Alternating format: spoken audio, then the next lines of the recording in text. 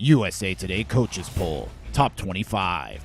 Texas Tech, Wisconsin, Fresno State, Notre Dame, Ole Miss Rebels. Ole Miss linebacker Mike Mary said you can feel a change around Oxford wherever you go.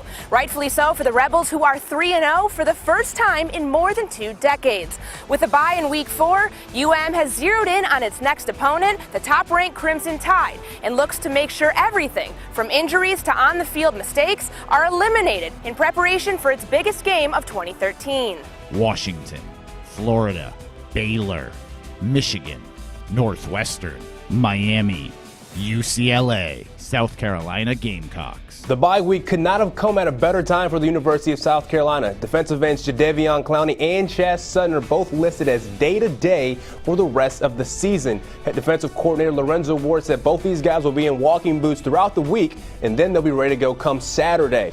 Oklahoma, Oklahoma State, Georgia, Texas A&M Aggies. SMU ran one more play than Texas A&M and gained more than 400 yards, but it only equated to 13 points. Johnny Manziel, on the other hand, led the Aggies to 42 points on 200 yards passing and 100 yards rushing. Florida State Seminoles. Jameis Winston no longer has more career touchdown passes than incompletions, but Florida State still rolled to a 48-point victory over Bethune-Cookman Saturday night.